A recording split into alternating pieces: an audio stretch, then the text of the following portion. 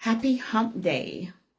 And halfway through the week, we got this. We can get through to the end of the week. This is Dr. Heather Stanley. I am your pregnancy specialist.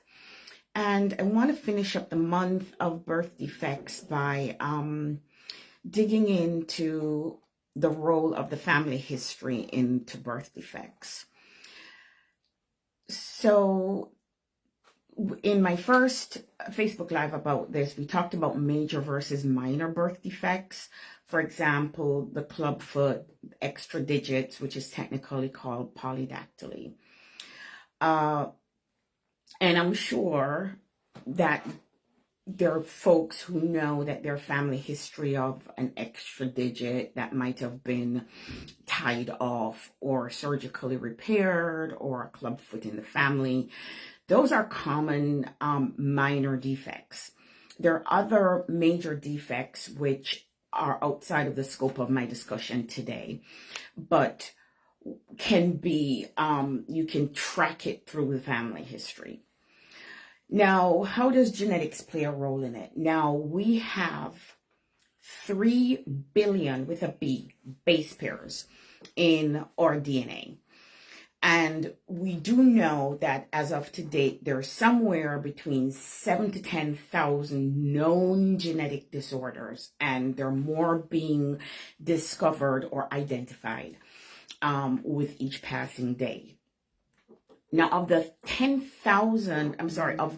3 billion base pairs, 20,000 genes are actually coding for end products that put our body parts together and our cellular machinery.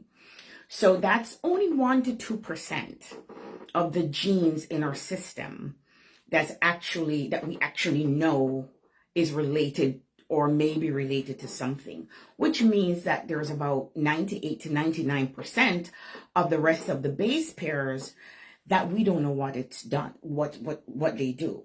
We just don't know. And I can't imagine that there's just, that much just sitting there not doing anything.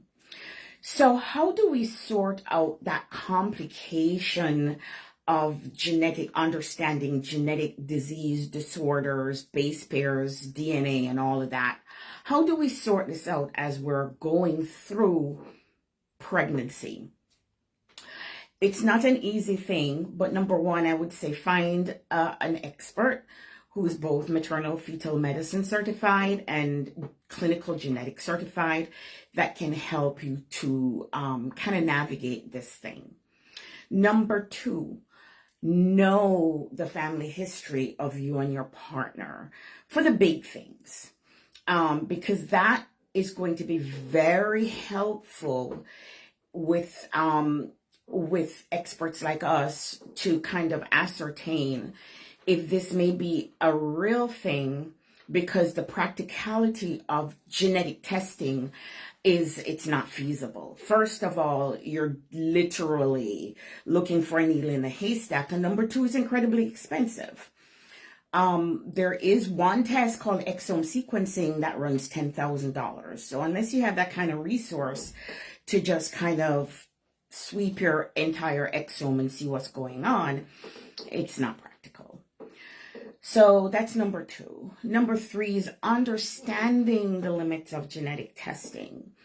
We have chromosomal testing, which is the NIPT or the NIPS or the amnio. And then you have carrier screening, which looks at what your DNA changes in for certain diseases, for example, sickle cell, cystic fibrosis. Now, carrier screening, we can screen for hundreds of genetic disorders.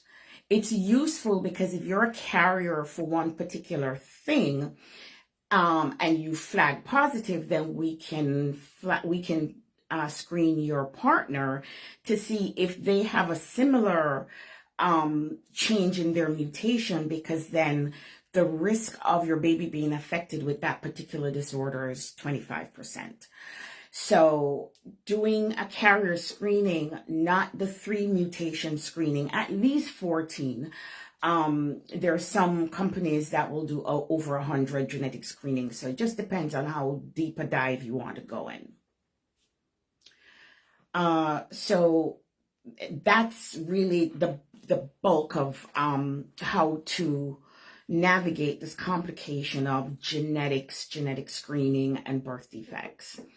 If you do find that your family history is significant, I would recommend that you consult with maternal fetal medicine, an expert who also does have expertise or a specific interest in genetic disorders, such as myself.